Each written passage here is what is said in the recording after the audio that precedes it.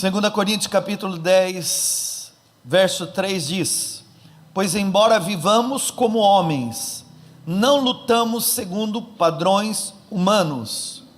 As armas com as quais lutamos não são humanas, ao contrário, são poderosas em Deus para destruir fortalezas. Destruímos argumentos e toda pretensão que se levanta contra o conhecimento de Deus, e levamos cativo todo pensamento para torná-lo obediente a Cristo. 2 Coríntios 10, do verso de número 3 ao 5, e eu quero falar com você sobre esse texto. Por favor, preste atenção.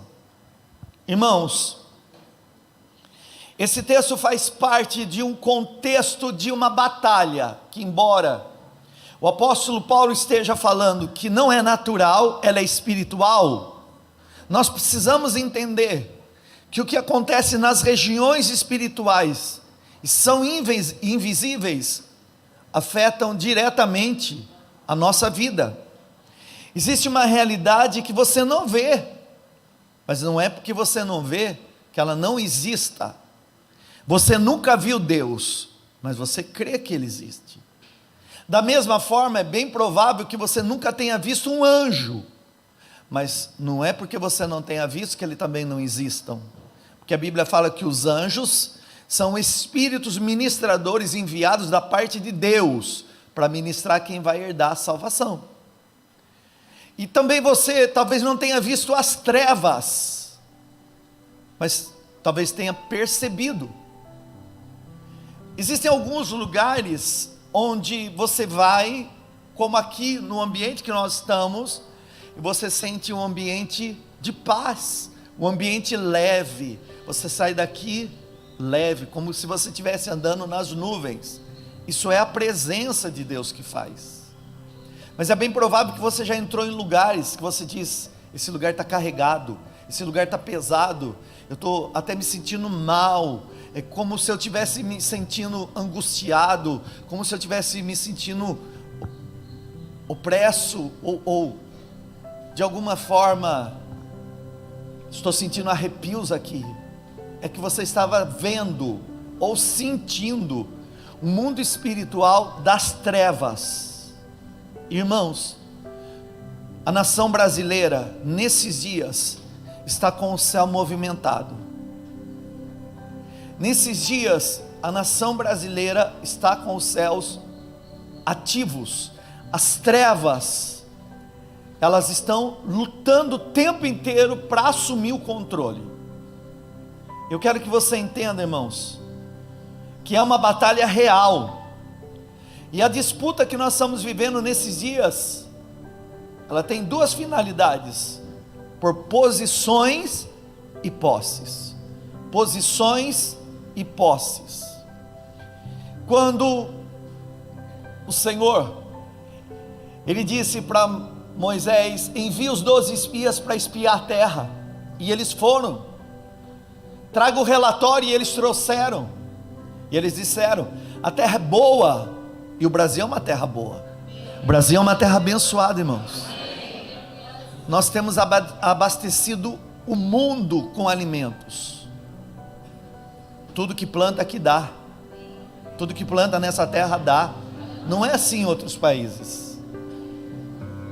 O Senhor disse: vai ver a terra que eu estou te entregando.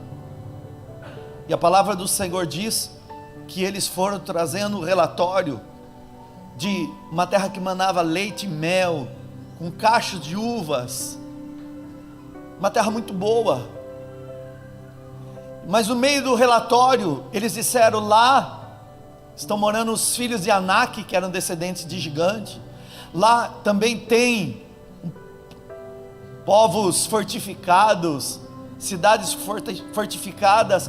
E no meio disso tudo, Caleb, um dos espias, ele se levanta na ousadia e ele diz: irmãos, subamos, tomemos posse da terra. E ele diz algo tremendo: é certo que venceremos.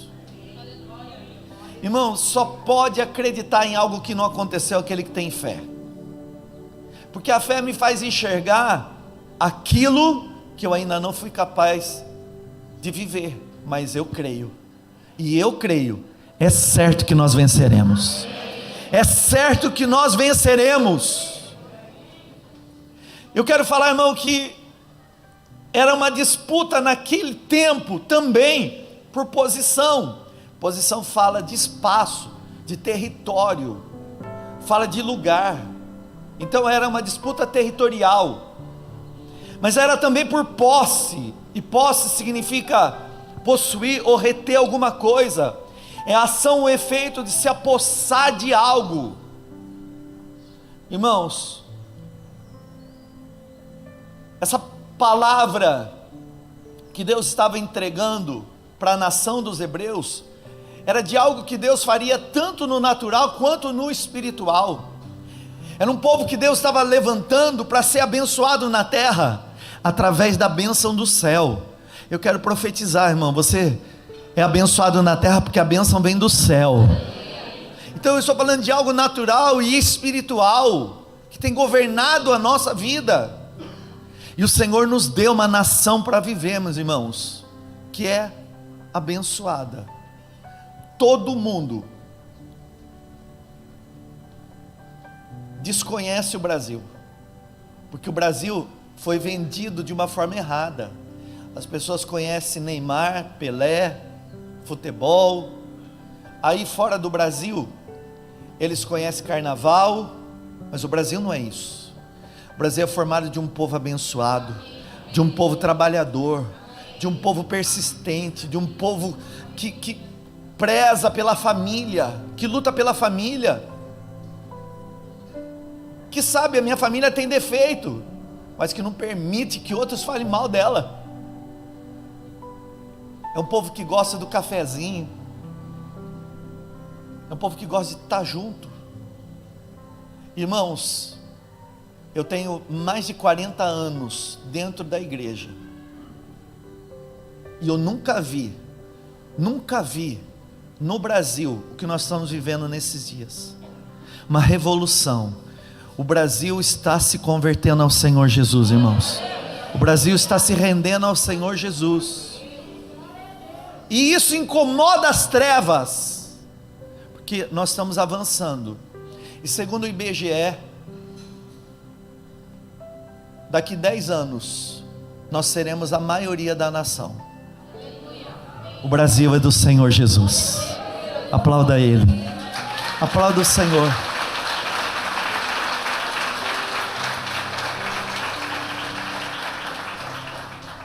Isso porque lá atrás, nós, e eu vou me incluir, porque eu já fiz muito evangelismo em Limeira,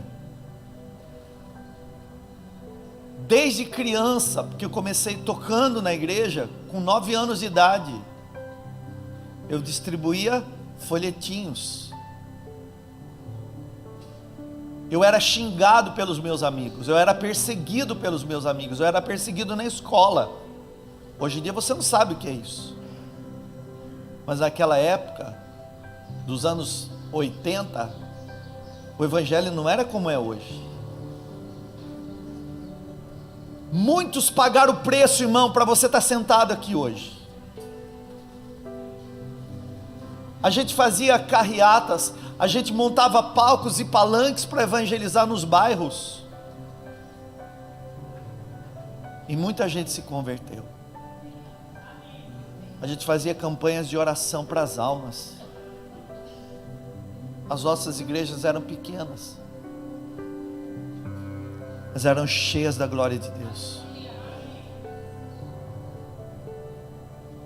E nós chegamos a um ponto onde nós não vamos perder isso. A promessa nos foi dada e nós vamos mantê-la. Nós vamos perseverar, irmãos. Essa disputa vai exigir de nós disposição para enfrentar a situação, e também um posicionamento de fé. É claro que eu estou falando isso voltado ao país, porque é propício, mas eu estou falando em qualquer área da sua vida. Irmãos, o que você não enfrenta, te domina. O que você não enfrenta te governa. Então você precisa enfrentar e se posicionar. E se Deus liberou a nossa vitória, nós precisamos entrar na promessa. Nós precisamos nos posicionar e entrar na terra prometida. Nós precisamos tomar posse. Foi o que Caleb disse: vamos, possuamos a terra.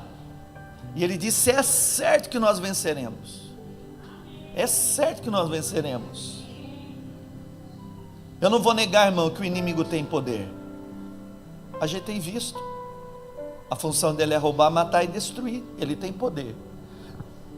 Mas eu sirvo um Deus que está acima dele. Eu sirvo um Deus que é o Todo-Poderoso. O meu Deus é o El Shaddai. Meu Deus é o El Shaddai, o Deus Todo-Poderoso. Ele é o meu Deus. E se eu tenho um adversário, e se eu tenho um inimigo, ele já foi vencido. Escuta, nós não temos que vencer o diabo. Jesus já venceu ele por você. Olhe para o irmão pertinho de você e diga: você não precisa vencer o diabo.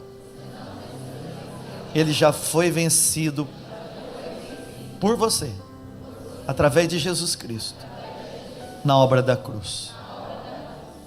Então o que eu preciso fazer, pastor? Se eu não preciso enfrentar o diabo, se eu não preciso vencer ele, você tem que se posicionar. Você tem que ter a disposição para enfrentar, quando você vê e percebe a ação dele, irmãos.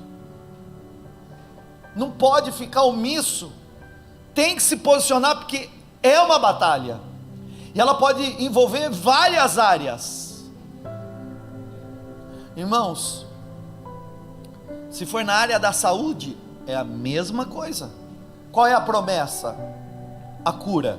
O que o inimigo quer fazer? Matar. Mas o nosso inimigo já foi vencido. Então eu vou enfrentar, eu vou usar as armas que Deus me deu. E se é na área financeira, eu já sou próspero, eu tenho a promessa de que nada vai me faltar. E se o inimigo está tentando travar os negócios, as vendas, ou seja o que for, eu me posiciono também, porque o que é meu, o inimigo não vai reter. O que é seu, o diabo não vai reter. Eu estou falando em nome de Jesus. Então você não precisa vencer, ele já foi vencido, e ele sabe disso, irmãos. O diabo foi vencido e nos colocou e Jesus nos colocou em Cristo, nas regiões espirituais, no lugar de governo. A igreja não está debaixo do diabo, está acima. Vou te dizer algo importante: a igreja não está debaixo do governo de nenhum ditador e governador dessa terra. Quem governa a igreja é o Rei dos Reis, o Senhor dos Senhores. Ele é o nosso Rei, Ele é o nosso Senhor. Então, irmão, nós vamos enfrentar? Sim, mas nós vamos enfrentar para vencer. É certo que venceremos. Eu quero que você olhe para o teu irmão e diga assim: é certo que venceremos. Fala para a pessoa do outro lado: é certo que venceremos. Eu quero que você entenda, irmãos, que eu não enfrento na dúvida, porque se eu for com dúvida, eu já perdi. Fé na Bíblia é certeza. Diga: fé na Bíblia é certeza. É dúvida? É certeza do que eu espero. Fé é a certeza das coisas que se esperam, e a convicção de fatos que ainda não se viram. Isso é fé. Eu preciso ver para crer? Não, eu creio para ver. É assim que o crente anda. Então, eu não posso ter dúvida nesse momento. E eu posso ter medo? Não, eu não posso ter medo, porque o medo é quem não crê. Nós estamos cercados, irmãos, de pessoas amedrontadas. Vai passar necessidade, vai ter fome, e Deus está falando o contrário. O meu povo não vai ter falta de nada. O meu povo não vai ter falta de nada. Então eu não enfrento com medo, mas com coragem. Então tem que sair de mim, irmão, qualquer tipo das nossas vidas, da nossa mente, qualquer tipo de incredulidade.